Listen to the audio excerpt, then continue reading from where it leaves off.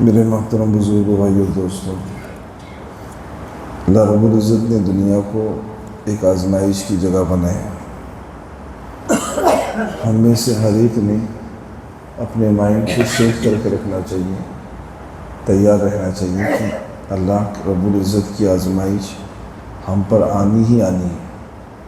کبھی کسی کی جان پر جسے ہم بہت زیادہ محبوب رکھتے ہیں، شاید اس کا وقت قریب اللہ اسے اس دنیا سے اٹھا لے، اور اگر ہمارے ذہن میں یہ بات نہ ہو کہ اللہ آزمائے گا تو وہ صدمہ پھر ہم برداشت نہیں کر سکتے۔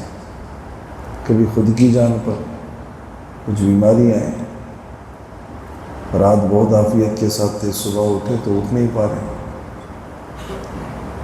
کبھی کوئی اور موقع آ سکتا ہے، کوئی اور موقع آ سکتا ہے، تو دنیا جو ہے یہ آزمائشوں کی جگہ ہے۔ حضرت سلیمان علیہ السلام کا ایک واقعہ اس ایک آیت کے اندر گویا کہ اس کی طرف اشارہ دیا جا رہا ہے۔ روایات اسرائیلی ہے، وَلَقَدْ فَتَنَّا سُلَيْمَانَ، اور ہم نے سلیمان کو بھی آزمائش سے گزارا۔ نبی ہیں، وقت کے، اپنی بیوی، ان کا نام تھا جرادہ، تو غسل خانے میں جا رہے تھے، اپنے کپڑوں کو ہاتھ میں دیا، ٹھیک، اور ان کے پاس ایک انگوٹھی تھی حضرت سلیمان علیہ السلام کے پاس، وہ انگوٹھی اتاری اور بیوی کے ہاتھ میں دی کہ بھئی یہ لے لیں، میں غسل کر کے واپس آتا ہوں۔ جیسے یہ اندر انٹر ہوئے تو ایک شیطان نے موقع دیکھا اور ان کا روپ دھار کر، ان کی شکل اختیار کر کے وہ بیوی سے آ کر کہنے لگا تھوڑی دیر کے بعد کہ بھی میرے کپڑے کہاں ہیں؟ کہ جی، اور وہ انگوٹھی کہاں ہے؟ کہ جی۔ بیوی نے ہاتھ میں تھما دی، جیسے ہی وہ انگوٹھی اس کے ہاتھ میں ملی، اس نے اس کو پہنا، کپڑوں کو پہنا اور سیدھا جا کر تخت کے اوپر بیٹھ گیا۔ اصل اللہ رب العزت نے اس انگوٹھی کے اندر وہ بات رکھی تھی۔ سلیمان علیہ السلام نے دیکھا کہ بھئی یہ تو میری جگہ پہ جا کے بیٹھا ہے، تو اب اندازہ لگائے کہ نبی کے تخت پر شیطان بھی بیٹھ سکتا ہے، نبی کے تخت پر شیطان بھی بیٹھ سکتا ہے، تو میں اور آپ کیا چیز ہے بھائی؟ ہمارے سامنے انسان کے روپ میں کبھی شیطان بھی آ سکتے ہیں۔ کتنی سخت آزمائش، وہاں سے نکلیں اور 40 دن تک شیطان نے ان کے تخت پر بیٹھ کر حکومت کی۔ 40 دن تک، وہ کم زمانہ ہے، 40 دن۔ حضرت سلیمان علیہ السلام کس کس کو سمجھاتے کہ میں سلیمان ہوں، یہ سلیمان نہیں ہے؟ کس کو سمجھاتے ہیں؟ انہوں نے محل چھوڑ دیا اور دریا کنارے رہنے لگے۔ یہاں پر شیطان آخر شیطان ہے۔ اللہ رب العزت کیا کہتے ہیں، وقت کے علماء کو وہ بصیرت بھی دیتے ہیں، وہ نظر بھی دیتے ہیں۔ جیسے بہت بعض بزرگ ہوتے ہیں، اللہ ان کو وہ نظر، وہ بصیرت دیتے ہیں، جس کو فراست کہتے ہیں۔ فراست کسی لڑکی کا نام نہیں، فراست ایک نور ہوتا ہے جو اللہ اپنے ذکر کی برکت سے ایمان والوں کو دیتے ہیں۔ اتقوا بفراست المومن فإنه ينظر بنور اللہ تعالیٰ، کہ بچو اللہ کی فراست سے، کہ ایمان والا اللہ کے نور سے دیکھتا ہے۔ جس کو کسی شاعر نے ایک شعر کے اندر اس طرح کہا ہے، خاک پر بیٹھتے ہیں، خاک پر بیٹھتے ہیں، تاروں پہ نظر رکھتے ہیں، بول تو سکتے ہیں بہت کچھ مگر بند اپنی زبان رکھتے ہیں۔ تو علماء نے تاڑ لیا تھا کہ بھئی سلیمان کی حرکتیں ایسی کیوں ہو رہی ہیں؟ تو آزمانے کے لیے انہوں نے چند سوالات کیے. ایک سوال یہ کیا کہ اگر ہم اپنے بیوی سے ہم بستر ہو جائیں تو غسل ضروری ہے؟ شیطان کہتا ہے کہ سلیمان علیہ السلام کے روپ میں کہ کوئی ایسا بڑا مسئلہ نہیں کریں گے تب بھی چل جائے گا. تو علماء نے باپ لیا کہ نا جی کہ بھئی معاملہ گڑبڑ ہے، نبی غلط رہنمائی کر ہی نہیں سکتا. تو انہوں نے ان کی بیویوں سے کہا کہ دیکھو بھئی ان سے محتاط رہو. اچھا، اس پورے اثنا کے اندر اللہ نے نبی کی بیویوں کو محفوظ رکھا. اشارتاً کہتا ہوں. پھر یہاں پر ایک وقت آیا کہ حضرت سلیمان، اب انہوں نے محل کو چھوڑ دیا تھا، کہیں دور جا کر سمندر کے کنارے وہ اپنا وقت گزار رہے تھے. ایک دفعہ بہت بھوک لگی تو انہوں نے وہاں کے رہنے والوں سے یہ کہا کہ بھئی میرا تعاون کرو. تو وہ تم سلیمان کو نہیں پہچانتے تھے. محل کے کیا کہتے ہیں، بادشاہ کے گھر تک کس کی رسائی ہو سکتی ہے؟ انہوں نے نہیں پہچانا اور یہی بول کر یہ بڑا بھیک مانگا ہے ایسا بول کر انہیں مارا، بہت مارا. تو حضرت سلیمان علیہ السلام اپنے لہو کو پوچھ رہے تھے تو کسی ماہی گیر کی ان پر نظر پڑی تو اس کو رحم آیا.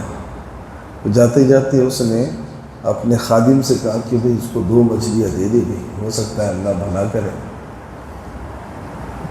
تو اس نے اچھا یہ میں بات بتانے بھول گیا کہ جیسے ہی کیا کہتے ہیں یہاں پر شیطان تخت پر بیٹھا تھا تو تخت پر بیٹھنے کے ساتھ سب سے پہلی اس نے اپنی سیفٹی یہ کی تھی کہ کبھی بھی کوئی انگوٹھی اتار سکتا ہے نا. تو اس نے جا کر اس انگوٹھی کو سمندر میں پھینکا تھا. نہ رہے باس نہ بجے باس. انگوٹھی ہے ہی نہیں ہاتھ میں، تخت پر میں ہی سلیمان ہوں. اس نے پھینک چکا تھا. اس اثنا کے اندر یہاں پر یہ واقعہ پیش آیا کہ اس ماہی گیر نے کہا کہ 2 مچھلیاں انہیں بھی دے دو.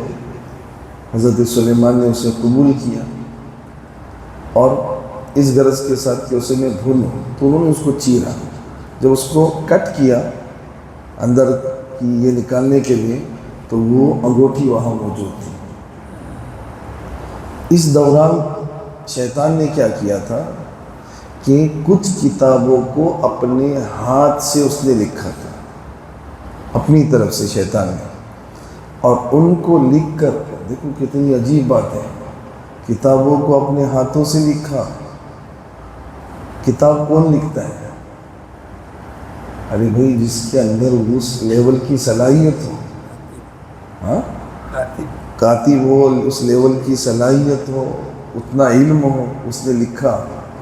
اور وہ کتاب مبنی تھی جادو پر، سحر پر، کالا جادو، ٹونا جس کو کہتے ہیں جادو ٹونا، اس پر. اور ان کتابوں کو ایک صندوق میں بند کیا تھا اور اس صندوق کو سلیمان کی کرسی کے نیچے دفنا دیا تھا. یہ 40 دن کے اندر حضرت وحنا نے یہ کام کیا تھا. پھر اس کے بعد یہاں پر سلیمان علیہ السلام کے ہاتھ میں پھر سے انگوٹھی آئی تو وہ آئے. وہ جیسے آئے شیطان نے دیکھا ویسے شیطان بھول گیا. سلیمان نے کہا کہ اس نے کہ جیسے ہی انہوں کے ہاتھ میں انگوٹھی آئی تو وَسَخَّرْنَا لِسُلَيْمَانَ الرِّيَاحَ، اللہ نے ہواؤں کو تابع کیا تھا. پرندوں نے آ کر سیدھا ان پر سایہ کیا. تو وہ ماہی گیر سمجھ گئے کہ واقعی یہ تو سلیمان ہی ہے. تو انہوں نے آ کر جنہوں نے مارا تھا انہوں نے معافی مانگی. سلیمان تخت پر گئے علیہ السلام اور اس شیطان کو پکڑا. حقیق اس کا نام تھا، شیطان کا نام کیا تھا؟ حقیق. اور اسے ایک صندوق میں ڈال کر سمندر میں پھینکا. روایتوں کے اندر آتا ہے کہ قیامت تک وہ صندوق کے اندر ہی رہے گا. پھینک دیا اسے سمندر کے اندر. لگے بات کیا کہتے ہیں موضوع، مجھے ایک بات یاد آئی کہ جناتوں کے رہنے کی جگہ کیا ہے؟ جنات کہاں رہتے ہیں؟ شیاطین کہاں رہتے ہیں؟ دیکھو شیاطین کے یا جناتوں کے رہنے کی چند جگہ جو حدیثوں سے پتہ چلتی ہیں، اس میں تو سب سے پہلا یہ ہے کہ ہمارے گھر کا باتھ روم، اللہم انی اعوذ بک من الخبث والخبائث کب پڑھتے ہیں؟ جب باتھ روم میں کوئی یہ بولے کہ میرے گھر میں نہیں ہے تو وہ ہے ایک جگہ۔ اس لیے جب بھی واش روم کو جانا چاہیے تو ہونے کے بعد بہت صفائی کے ساتھ رکھنا چاہیے، بہت کلین رکھنا چاہیے۔ جہاں پر گندگی وہاں پر شیطان، جہاں پر گندگی وہاں پر شیطان۔ اس لیے کپڑے بھی بہت صاف ستھرے رکھنا چاہیے۔ حدیث کے اندر آتا ہے سفید کپڑا اللہ کا ذکر کرتا ہے، جہاں وہ گندا ہو ذکر کرنا چھوڑ دیتا ہے۔ تو واش روم کو بہت کلین رکھنا چاہیے جی۔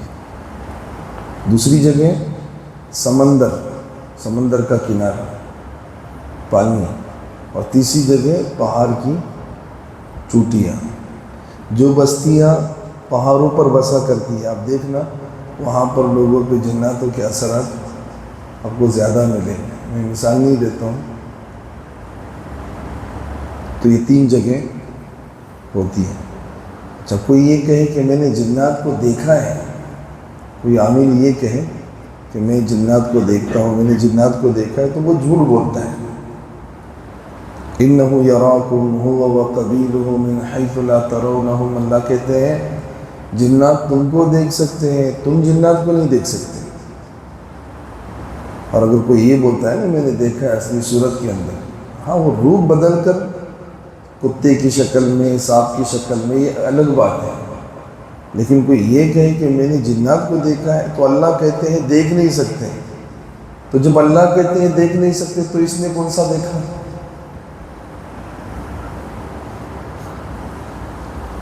تو سلیمان علیہ السلام جب اپنی کرسی پر آئے، اللہ نے آزمائش ڈالی، ٹھیک، پھر اس کے بعد شیطان نے یہ بات چلائی کہ دیکھو جی سلیمان جو ہے نا یہ جادوگر ہے۔ کیا ہے؟ جادوگر۔ کیسے؟ شیطان اپنا کام اپنے چیلوں کو برابر کر کے شیطان نے کہا تھا کہ بھائی اس کی جو کرسی ہے نا، کرسی، اس کے نیچے دیکھو، اس نے خود اپنے ہاتھوں سے کیا کیا ہے؟ لکھ کر جادو کی کتابیں یہاں پر دفنایا ہے۔ لوگوں نے کھولا تو واقعی وہ جادو کی کتابیں۔ تو کتنی سخت آزمائش ہے، اور جو اللہ کے جتنے زیادہ قریب ہوتا ہے مصیبت پریشانیاں اتنا ہی اس کا استقبال کرتی ہیں۔ اگر کوئی یہ کہے کہ میرے تو سر میں درد نہیں ہوتا تو ڈرنا چاہیے۔ کیوں؟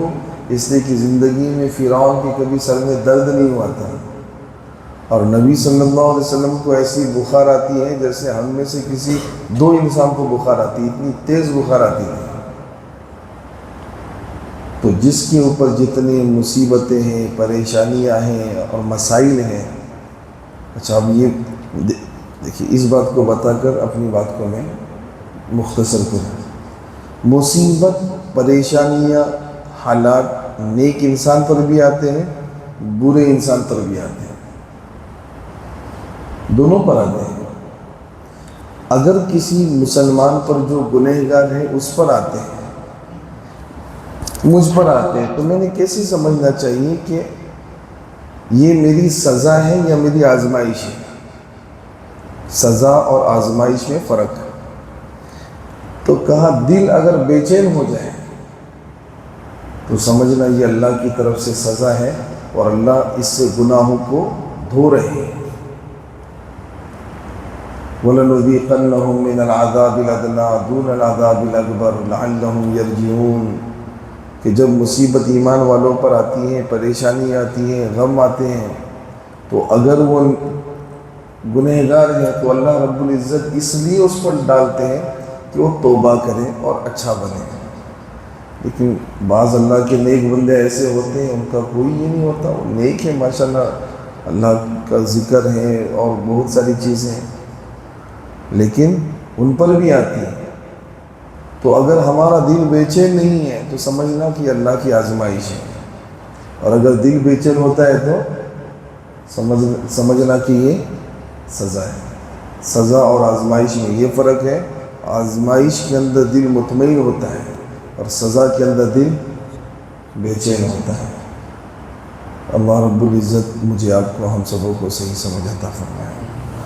اللہم لک الحمد کما انت اہلہ، فصلی وسلم علی نبینا مولانا محمد کما انت اہلہ، وافعل بنا ما انت اہلہ انک اہل التقوی واہل المغفرہ۔ ربنا آتنا فی الدنیا حسنہ وفی الآخرة حسنة وقنا عذاب النار، وصلی اللہم علی محمد وعلی آلہ وصحبہ وبارک وسلم، آمین برحمتک یا ارحم الراحمین۔